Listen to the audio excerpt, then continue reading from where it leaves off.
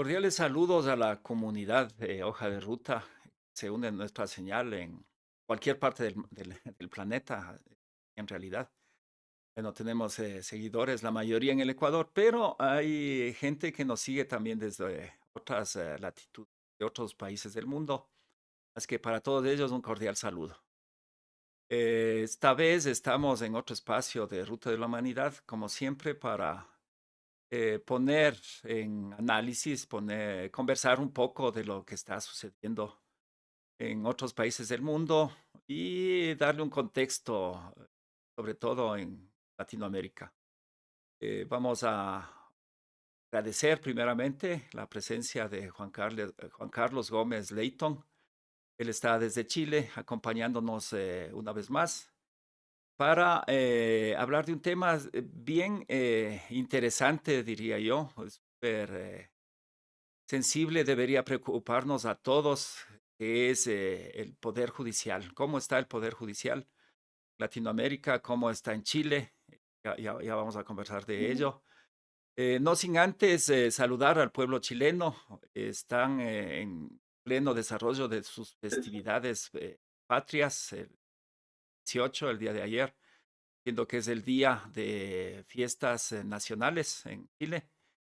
Y bueno, la semana anterior también estuvimos acá, Ciudadanía en Resistencia, recordando el aniversario del golpe de Estado que dio Pinochet y puso fin al gobierno de Salvador Allende, un gobierno socialista que llegó por la vía democrática y que nos demostró que otra forma de hacer gobierno sí es posible, pero que estas formas de gobierno en beneficio de la mayoría del pueblo siempre van a ser no convenientes para los poderes omnímodos transnacionales, que son los que precisamente están dominando todas las instancias de los gobiernos de Latinoamérica, bueno, de casi todos. Hay algunas excepciones que bien vale la pena señalarlas y que de eso precisamente vamos a conversar el día de hoy. Bienvenido, Juan Carlos, y primeramente a preguntarte cómo estuvo la semana anterior la recordación del golpe de Estado y sobre todo el fin del gobierno de Salvador Allende. ¿Qué tal? Buenos días, buenas tardes, noches para todos los auditores de Ruta a la Humanidad que nos escuchan en diferentes horarios y en diferentes latitudes. Es un placer volver a estar en este programa, saludar a Guillermo y a toda la producción de este importante programa. Gracias por la invitación. Y septiembre es un mes complejo para los chilenos y chilenas, fundamentalmente porque es un mes que nos trae demasiados recuerdos, nuestra memoria histórica, nuestra memoria reciente, nuestra memoria viva, se mueve desde las emociones tan trágicas, lamentables, que nos producen mucha tristeza, como aquellas que nos pueden producir mucha alegría, muchas sensaciones positivas, ¿cierto?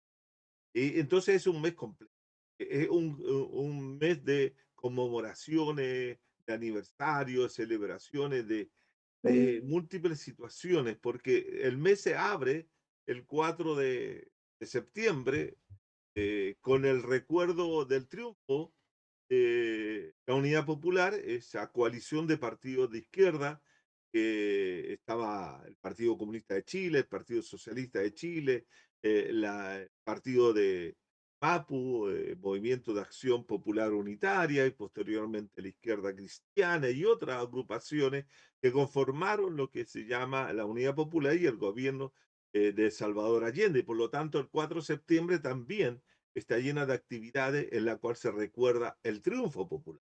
Pero 7 días más tarde, el 11 de septiembre, se celebra o se conmemora el trágico acontecimiento que significa el 51 aniversario del golpe de Estado, patrocinado, gestado, desarrollado, implementado por el capital tanto nacional como internacional, y especialmente el capitalismo o el accionar del imperio estadounidense contra un proyecto popular contra un proyecto socialista, revolucionario, que buscaba colocar las plataformas, ¿cierto?, de una sociedad futura, igualitaria, justa, es decir, una sociedad socialista en la perspectiva, ¿cierto?, de conseguir aquella utopía que había anunciado en el siglo XIX Karl Marx y de la utopía común.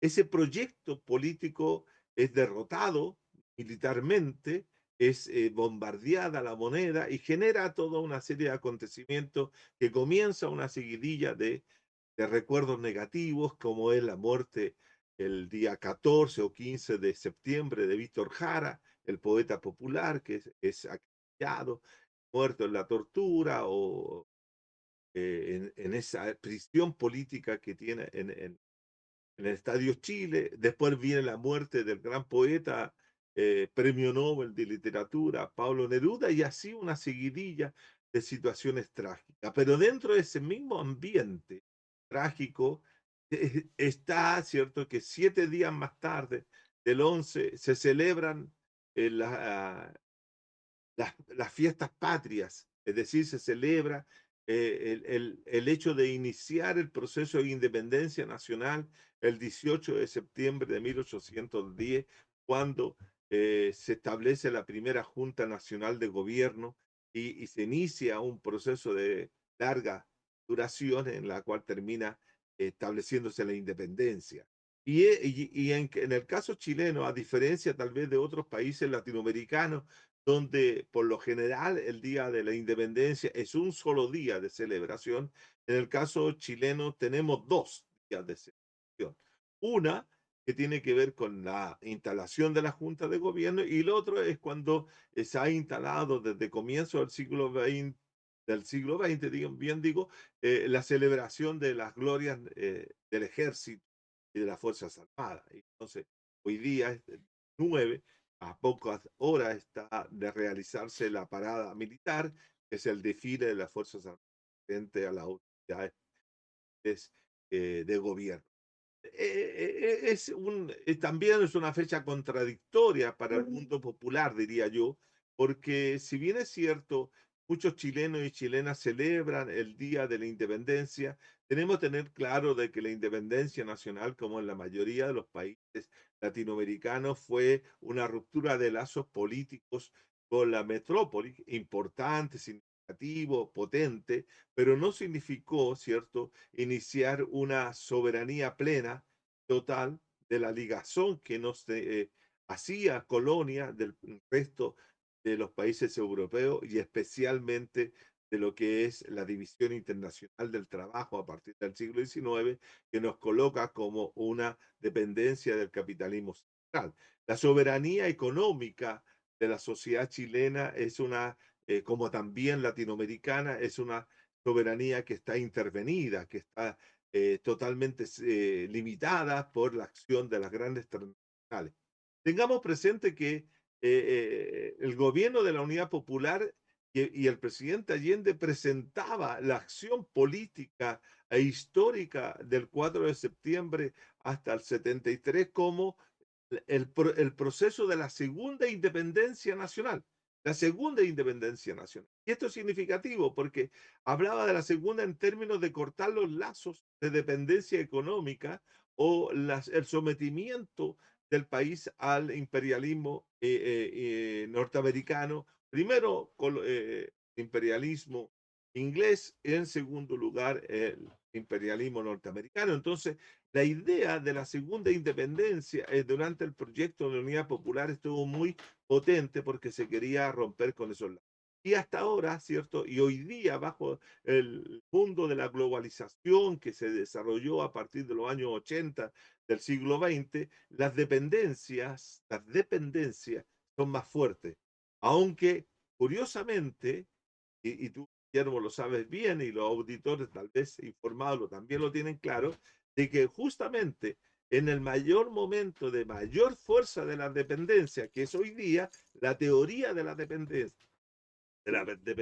que se desarrolló fundamentalmente en el siglo XX, especialmente en la década de los 60 y 70, hoy día tiene menos importancia de la que Ujú, Entonces ahí es curioso porque en un periodo de dominación global, ¿cierto? La dependencia se ha vuelto. Claro, hoy día muchos hablan de la interdependencia como para bajarle el perfil a la dominación imperialista. Pero yo tengo la impresión de que hoy día nuestras Américas, digo nuestras Américas para referirme a Centro, al Norteamérica, México y Centroamérica, el Caribe, Sudamérica, y todos estamos más dependientes que nunca del mundo capitalista. Y por esa razón vemos, ¿cierto?, cómo actúan las derechas concertadamente. Que cuando hablamos de derecha, lo que tenemos que estar diciendo claramente, y decimos derecha porque es más económico en términos de vocabulario, porque derecha significa el dominio del capital. Es el capital el que domina. ujú. Y se expresa políticamente en aquello que nosotros denominamos derecho. Entonces, hoy día, la arremetida del capital a nivel mundial tiene que ver con eso, tiene que ver con la recuperación o el control o sometimiento o no dejar ningún espacio para que el capital, los sectores anticapitalistas puedan manifestar, como lo han hecho en algunas ocasiones. Yo Jua diría que Juan Carlos, Santiago. permíteme una interrupción, porque en ese contexto yo quiero preguntarte, en esta arremetida de la derecha, bueno, la derecha siempre ha sido, no sé si inteligente, porque cuando se tiene todos los medios a su favor, especialmente el económico, realmente es fácil actuar y conseguir cosas.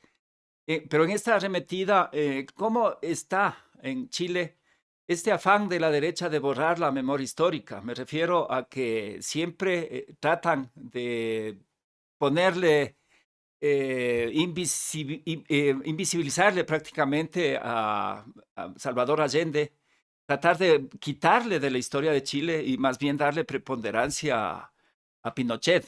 Ha sido un afán permanente desde que yo recuerdo. Y a propósito de lo que decía, de esta recordación del golpe de Estado y demás, ¿cómo ha estado estos afanes este año?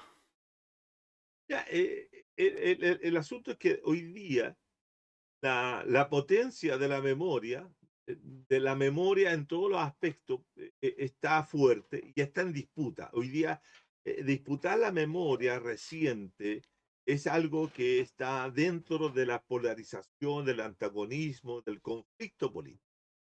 La memoria es parte del conflicto político actual. Y esa tendencia de querer invisibilizar al presidente Allende y su proyecto no solamente provienen desde la derecha, sino que también provienen desde el propio gobierno de Gabriel Boric, quien hace una interpretación específica de lo que fue la lucha de Salvador Allende, por ejemplo, colocándolo como el gran defensor, comilla, del sistema democrático y que Allende habría muerto luchando en la moneda por la democracia. Y cuando nosotros tenemos que tener claro de que esa es una forma interpretativa en la cual quiere borrarse no la figura de Allende, sino que se quiere borrar la figura o la lucha que el presidente Allende y sus colaboradores, toda la gente que se movilizó durante 3 años y posteriormente se moviliza durante la dictadura, era gente que luchaba por el socialismo. Ujú, Era el socialismo, era el leitmotiv, la razón por la cual muchos de los chilenos y chilenas que luchan, ¿cierto? Y entregan su vida a partir del 11, el socialismo, no es la democracia burguesa, no es la democracia liberal representativa, no es la democracia así en abstracto que el presidente Allende y sus colaboradores lucharon, sino que es esencialmente el socialismo. En la palabra socialismo, la lucha por el socialismo, por ejemplo, estuvo ausente de los discursos o en los discursos de las personas que concurrieron frente a la Puerta Morandé 80 en la moneda o frente a la estatua del presidente a rendirle homenaje, a rendirle un recuerdo, pero cercenado, un recuerdo mutilado en el concepto fundamental de la lucha de Salvador Allende a lo largo de toda su vida, que fue la lucha por eso. Entonces, no solamente está la derecha, sino que están también los sectores de centro que buscan invisibilizar la lucha por el socialismo. La derecha hace lo que ha hecho siempre, tratar de negar lo mismo, diciendo de que en vez de una situación como la que el pueblo sentía positiva en los años 70, era todo caos, era todo dramático, era una situación que la democracia no resistía más y por lo tanto ellos llegaron a salvarla y reivindican el golpe de Estado frente a la figura de Salvador Allende. Ahora, curiosamente, salió un grupo de jóvenes del Partido Republicano a reivindicar el golpe, pero no reivindican, esto es lo interesante, que hay matices que se dan en la lucha ideológica, política hoy día, no reivindican a Pinochet mismo, porque nombrar a Pinochet hoy día, incluso en la derecha, en sectores de la derecha, es contraproducente porque genera más adversión, odiosidad, el nombre de Allende, de Pinochet, que el de Allende. Y por lo tanto, mejor no nombrarlo. Se reivindica la dictadura, pero no desde la perspectiva pinochetista, sino se reivindica la dictadura en términos de que ahí se colocaron órdenes económicos, se estableció la estabilidad económica, se recubrió, se recuperó el capitalismo, hay crecimiento, hubo avances económicos y sociales para el país, según la lectura que hacen estos grupos, pero no la figura de Pinochet. Porque la figura de Pinochet quedó totalmente debilitada, fuertemente cuestionada a partir del año 98, cuando estuvo detenido en Londres, pero no solamente por los crímenes de lesa humanidad que cometió Ujú, Pinochet, sino, ¿sabes? Lo peor que fue para la derecha capitalista, la derecha económica, fue descubrir que Pinochet no era el ser honesto, transparente, que se presentaba, sino que era un vulgar ladrón, era un corrupto de tomo y lomo, que era una persona que tenía cuentas en Estados Unidos bajo distintos nombres, es decir, era un ladrón. Y como bien dice Maquiavelo en El Príncipe, ¿cierto? Los hombres pueden perdonar al asesino de tu padre, pero a un ladrón no. Eso es clarísimo, que hay una distancia entre la figura de Pinochet y la reivindicación de lo que fue golpe, lo que es la dictadura en términos de realizaciones económicas, pero no la figura. Entonces, es bien interesante cómo se van dando las disputas con la memoria, ¿no? La memoria se va dando de manera selectiva, reivindicada por distintos grupos. Hoy día no es solo la gente de izquierdas o la gente que sufrió la dictadura la que recuerda las atrocidades de ella, sino que también lo otro lo recuerdan, pero de una manera distinta. Hay recuperaciones de la memoria diferente que hace que se confronten. Entonces, hoy día todos reclaman, fíjate que todos reclaman el derecho a tener memoria. Eso es interesante, ujú, el derecho de todos a tener memoria, porque el hecho de que que un grupo de la juventud republicana eh, salga y haga un recuerdo, salga a la luz pública y haga un recuerdo de la dictadura, te lleva inmediatamente a una confrontación, a una discusión, a una polémica, a una confrontación con esa memoria. Por lo tanto, no son memorias, como te digo, en disputa. Y ujú, ahí está el conflicto, lo cual permite de una u otra manera ir despejando esa enmarañada situación oscura que muchas veces tuvo el recuerdo de la historia reciente de Chile. Entonces, yo tengo la impresión de que desde los 50 años en adelante o incluso antes, esta forma de interpretar el pasado reciente chileno va a seguir durante largo tiempo porque todavía está en disputa. Y creo que en una sociedad antagónica, clasista, como la chilena, donde la lucha de clases sigue presente hasta eso, llegar a lo que algunos plantean, como ayer mismo el cardenal Chamolí decía, o el obispo, ¿cierto?, de Santiago decía que había que llegar a un gran acuerdo, una gran unidad nacional para superar los problemas tanto de la memoria, y de la inseguridad, etcétera.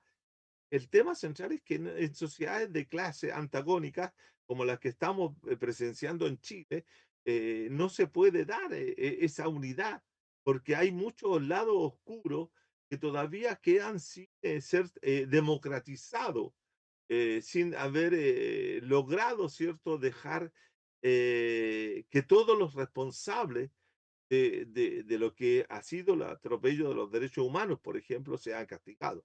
En Chile todavía hay más de 3.000 personas o 2.000 y tantas personas que no se sabe dónde están. El plan de búsqueda que ha hecho de los detenidos desaparecidos el presidente Boric en ese afán de buscarlo tampoco ha logrado tener éxito.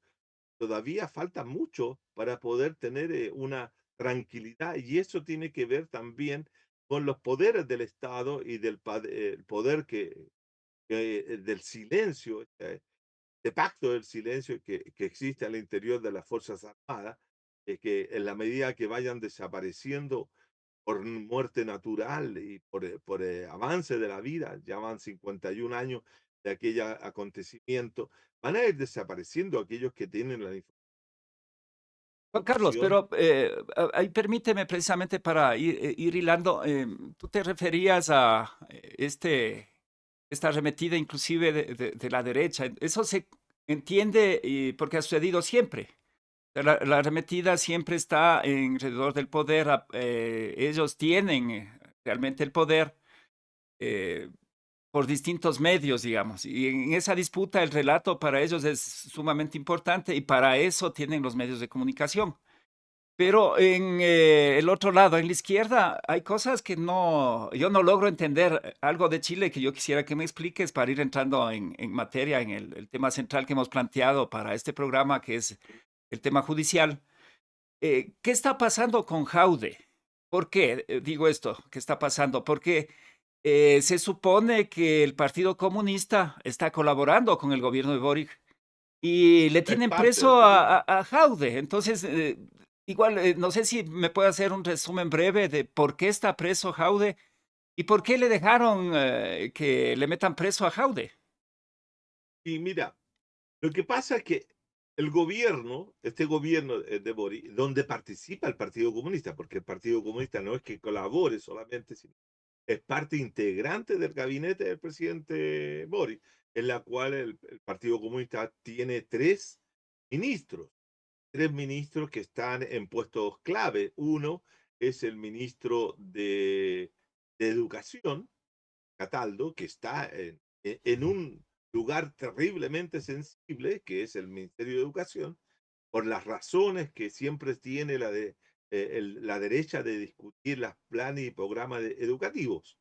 En segundo lugar, tiene en otro ministerio también crucial para el desarrollo de los trabajadores, que es el Ministerio del Trabajo, quien tiene la ministra Jara, tiene a cargo, ¿cierto?, no solamente de llevar a cabo una serie de reformas en función del mejoramiento de la calidad de vida de los trabajadores en términos laborales, jurídicos, como también tiene a cargo toda la discusión del sistema de previsión social, es decir, el tema de las pensiones. La ministra Jara juega un papel y un rol fundamental. Y tiene, a su vez, ¿cierto?, la ministra vocera del gobierno, que es Camila Vallejos, que es un líder reconocido del movimiento estudiantil del año 2010-2011, y Camila Vallejos representa justamente al Partido Comunista allí, en ese. Y además dentro del aparato gubernamental, entendiendo el poder ejecutivo y el poder legislativo, actualmente la presidenta de la Cámara de Diputados es la diputada Carol Cariola, que es también del Partido Comunista. Es decir, en este momento el Partido Comunista tiene injerencia y participación activa dentro del gobierno, es parte del gobierno. Entonces, en ese sentido, parece contradictorio que uno de los alcaldes más populares que tiene el Partido Comunista y que tiene la política chilena al interior del país, que es el caso de Daniel Jadue, en la comuna de Recoleta, al norte de Santiago, una comuna en la cual, cierto, Daniel Jadue ha desarrollado toda una política distinta a la que han hecho otros alcaldes y ha implementado una serie de medidas como las farmacias populares, como la Feria del Libro, de Derechos Humanos, es decir, tuvo una serie de iniciativas, una universidad popular, etcétera, iniciativas total y radicalmente diferentes a las que otros municipios y otras comunas del país desarrollan bajo la lógica más bien de la reproducción del sistema neoliberal. Jadwe, por esa razón, se ganó, ¿cierto?, la odiosidad no solo de de las grandes farmacias o de los grandes distribuidores de fármacos, sino también de la derecha porque lo ve como una amenaza para la competición presidencial. Y Jadwe, es cierto, había ya competido con Gabriel Boric en primaria para disputar la presidencia, la cual las perdió frente a Boric y mucha teoría nos dice que Jadwe perdió porque mucha gente de derecha fue a votar por Boric para impedir que este señor llegara a la... Pero Jadwe siempre estaba dentro de las posibilidades de llegar a la presidencia. Y se encontraron una serie de problemas que uno no sabe a esta altura si esos problemas fueron creados artificialmente para poder acusarlo de corrupción, de delito, de tráfico de influencia, de malversación de fondos. Todo eso lo llevó, ¿cierto? Y lo ha llevado la Fiscalía Nacional. Después de 3 años logran armar un juicio y meterlo a la cárcel acusado de ser un peligro no para la sociedad, fíjate que lo acusan de ser un peligro para la administración de la municipalidad de Recoleta, de la comuna de Recoleta, a la cual lo meten a la cárcel pues, durante 45 días y al estar ausente 45 días del gobierno comunal, pierde el cargo y deja de ser alcalde de Recoleta y pasa a tener, ser un simple ciudadano, al cual pocos días después o pocas semanas después de haber sido destituido, le quitan la, la cárcel como medida de prevención y lo mandan a su casa. Ahora, el gobierno, a Perdón, través de su entonces ministro Cordero, eso implicaría que está inhabilitado para las próximas elecciones. exacto, en este momento Daniel Jadwe no podría presentarse por estar encausado, por estar imputado, por estar siendo investigado, para presentarse a cualquier tipo de elección popular. Entonces, en ese sentido, todo el mundo percibe de que ahí hubo un invento, una creación de un caso para perjudicarlo y para evitar aquello. Ahora, el gobierno, a través de su ministro Luis Cordero, él manifiesta que en los tribunales la justicia es autónoma y las instituciones en Chile deben funcionar de manera autónoma e independiente, pero lentamente ha ido quedando demostrado de que eso fue un lawfare, como dice, un caso de usar el derecho para perjudicar a una persona en función de evitar su postulación o su participación política futura. Lo cual es algo que en Chile se ha usado para evitar a otros. Pero también hay que señalar que hay otros encausados, otros, otros alcaldes de derecha, fundamentalmente, como también algunos de la concertación, de la exconcertación o de a que han estado metidos en lío de corrupción. El tema de la corrupción hoy día es un elemento que está atravesando todo tipo de actividad, tanto política como, como económica. Es decir, la corrupción es un problema en la sociedad chilena y que afecta a todos, a unos más, a unos menos, pero todos se ven involucrados o todos pueden ser involucrados en casos de corrupción. Que tengan validez, que tengan profundidad, que se sostengan, ahí donde está la dificultad, porque son juicios largos, situaciones que duran mucho tiempo, que no se dan resoluciones claras y a la larga se va perdiendo en la contingencia de noticias, la tormenta permanente de noticias se van perdiendo y a veces que no quedan claramente elucidados, pero que generan una serie de problemas, los genera. La corrupción es un fenómeno que ha afectado a los gobiernos, está afectando al parlamento, está afectando a la sociedad civil, a todo lo que tenga que ver con la política directa, ¿no? Y en ese caso también está afectando hoy día y ha afectado, tal vez en otras ocasiones, pero no, no con la visibilidad que se tiene hoy día al Poder Judicial.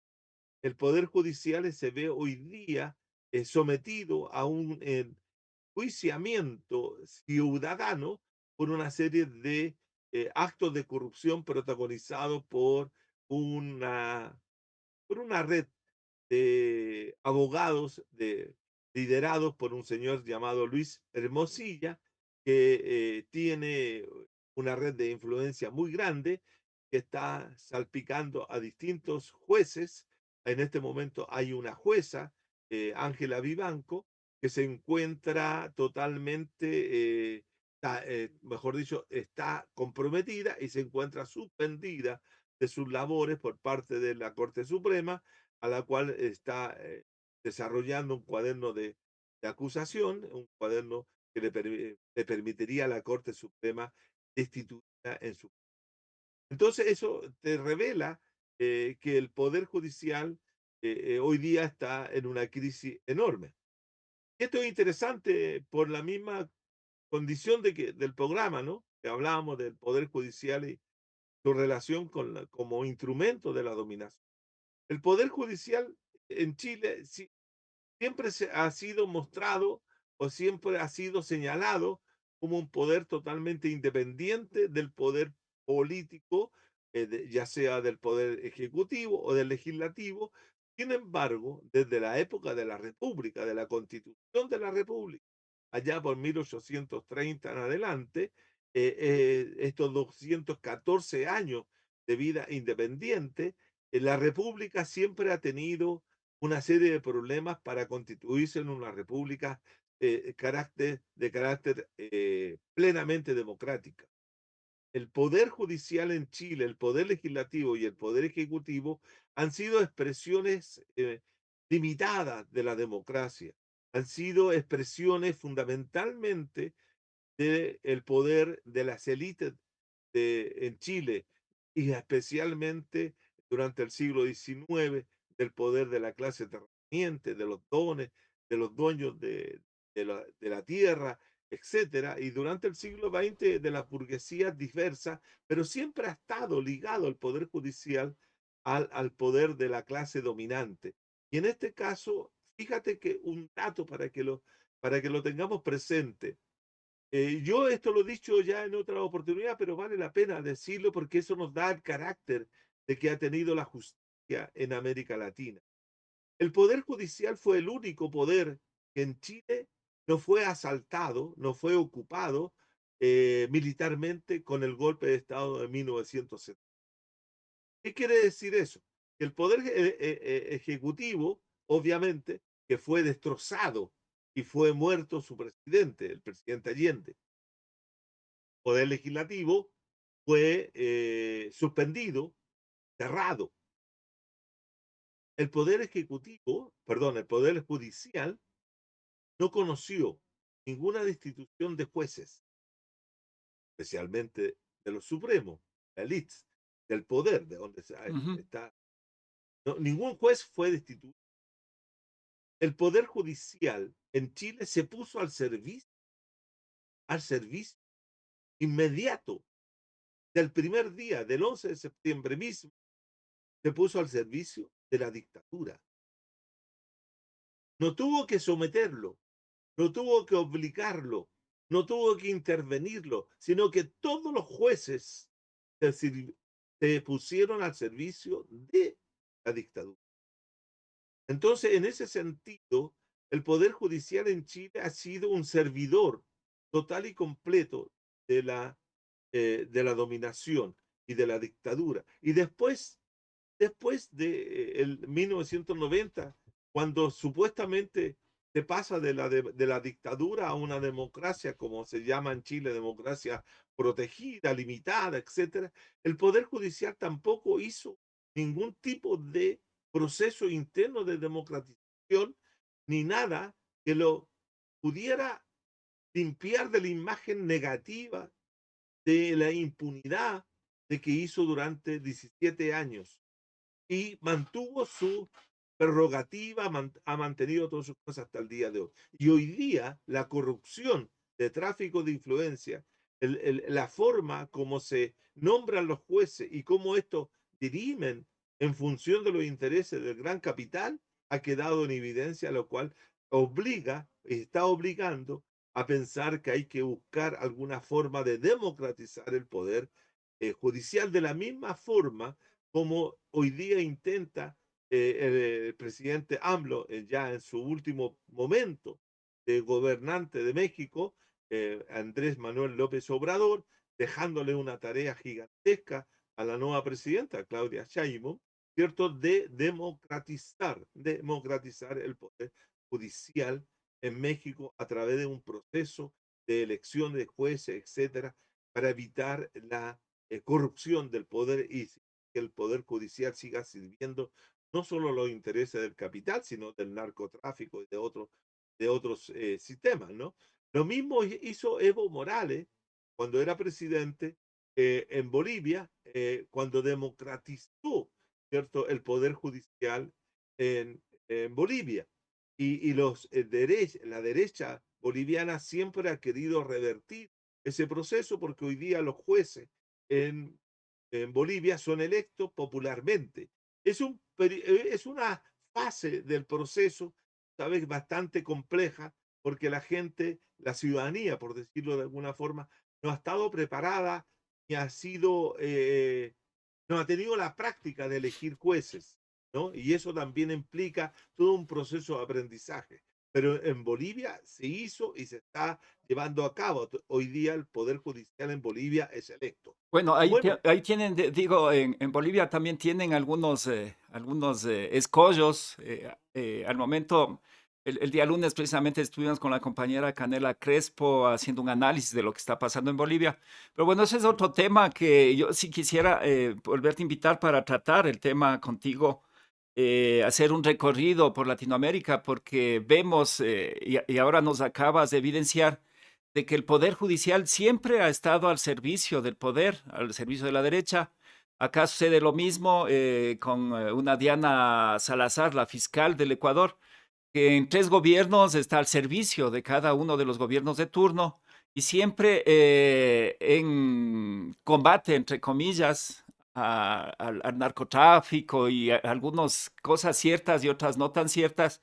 Pero acá estamos en una crisis profunda del Poder Judicial, porque al momento tenemos jueces encausados por narcotráfico, inclusive, tráfico de influencias, pero son jueces que de alguna manera les ha resultado inconvenientes al poder y por eso están encausados, no porque sean gente de izquierda, ni mucho menos, sino que no, ahora les sirve más como delincuentes, porque ellos ahora declaran delincuentes al que es y el que no es, y los encausan.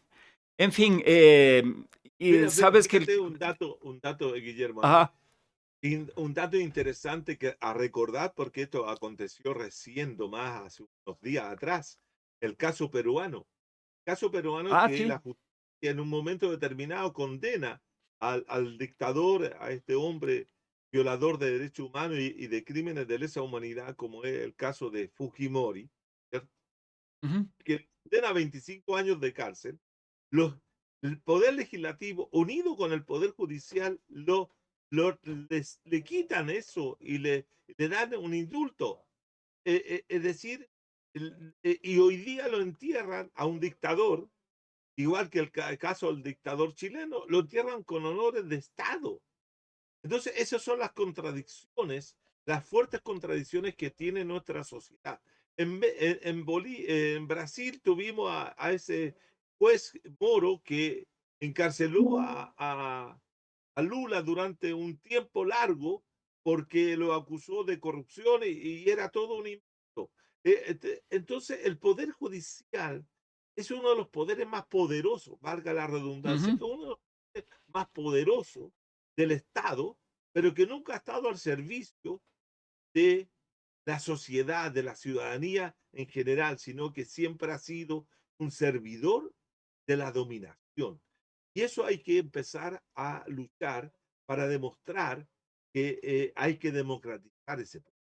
Es uno de los pocos poderes que no se democratiza de la misma forma como el legislativo, por ejemplo, que ujú, tú cada 4 años puedes elegir, intentas con todas las dificultades que ello supone elegir representante, comillas, honesto, limpio, etcétera, o presidente de la misma naturaleza, aunque resulten después muy contradictorio en esa figura. Pero lo que quiero decir, ¿cierto? Que el Poder Judicial juega un papel nefasto en la historia política, especialmente lo que tiene que ver con la justicia en términos económicos o en términos es la justicia cotidiana, por decirle, la justicia que tiene que ver con delitos comunes, etcétera, eso es distinto. Y aunque también tiene un carácter de clase, ujú. es muy meter a la cárcel a un señor que robó algo de cuello y corbata que meter a un pobre delincuente que hace un robo por necesidad o por lo que sea. ¿Me entiende? Y otra cosa, termino con este punto para demostrar el poder.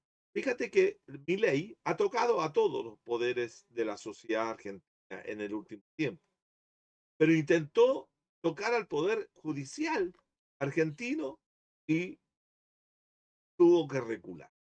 Hoy día, el único poder que no ha tenido recortes administrativos, ni funcionarios, de nada, es el poder judicial en Argentina. Ese es el poder. Así es, el poder judicial junto con el poder de las Fuerzas Armadas, creo que son los poderes que no se topan en ¿Mm? ningún gobierno. Y, Totalmente. y eso sí es importante evidenciarlo porque, como tú bien dices, dentro de la lucha política tenemos que tener bien claro dónde están estos poderes y al servicio de quién están.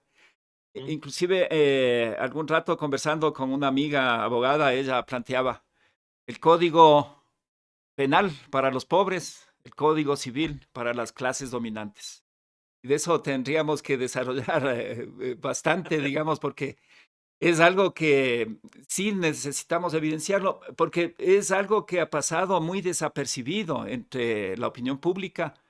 En la opinión pública poco se habla del poder judicial. Estamos siempre en esta vorágine de electorera, porque acá cada 2 años estamos en elecciones, entonces siempre estamos en campañas políticas y creo que en el resto de Latinoamérica cosa similar. En esta disputa de actores políticos por la presidencia de la República, por el legislativo, por los gobiernos seccionales y en el tema del Poder Judicial, ahí no se topa y no se habla nada y aparentemente no pasa nada. Pero es ¿Mm? precisamente el Poder Judicial en donde al momento está estos graves problemas porque la derecha lo utiliza a su conveniencia y precisamente para ir anulando toda posibilidad de llegar al poder, las izquierdas que lleguen al poder en beneficio de la mayoría del pueblo. Juan Carlos, Hay una como cosa, siempre, hay yo un te voy a agradecer. En realidad estamos ya sobre el tiempo, tenemos a okey, continuación otro programa, pero sí, no te voy a dejar sin la palabra para que puedas hacer una despedida de la audiencia y como siempre, okey. bienvenido a Hoja de Ruta. Gracias, Guillermo, por la invitación. No, yo solamente quería agregar a tu comentario el siguiente punto. Las escuelas de derecho, es a donde se anida fundamentalmente las posiciones más retrógradas, más reaccionarias y de carácter nacionalista que derivan fundamentalmente hacia formas fascistas. ¿Por qué? Porque cada país de nuestra América tiene su derecho nacional, que es un derecho que busca potenciar aquellos símbolos famosos de la patria, que muchas veces son símbolos que nos ha instalado la clase dominante a partir del siglo XIX en adelante. Dicho esto, yo quiero señalar que agradecerte la amabilidad de invitarme a este programa y tener la posibilidad de transmitir estas ideas y poner al descubierto un poder tan nefasto como el poder judicial. Que septiembre siempre, yo lo decía, es una fecha trágica eh, para, para muchos chilenos y chilenas, pero no solamente es trágica para los chilenos y chilenas, eh, eh, sino para los latinoamericanos. Fíjate que se van a cumplir, si no me equivoco, 10 años 10 años de la desaparición de 43 estudiantes de Ayotzinapa en México y hasta el día de hoy no tenemos idea dónde están esos 43 estudiantes. Fueron sometidos a una desaparición en México y a pesar de que el presidente AMLO, Andrés Manuel López Obrador, se comprometió con los familiares a avanzar en el descubrimiento de dónde estaban, su sexenio termina y termina con esa gran deuda de saber dónde están los 43 estudiantes de Ayotzinapa. Eso es nuestra América. Gracias. Bueno, muchas gracias a ti, Juan Carlos, a la audiencia que se ha conectado a la señal de Hoja de Ruta. Les pedimos, como siempre, a la comunidad de Hoja de Ruta que nos ayuden compartiendo el contenido, dando el like a nuestras plataformas, uniéndose, animando a otras personas que se unan a la comunidad de Hoja de Ruta, se suscriban a las diferentes plataformas, insisto. Y bueno, y los que puedan tener la generosidad de hacernos aportes, siempre son bien recibidos y muy agradecidos. Bueno, conmigo hasta pronto, nos vemos en otros espacios y que estén bien.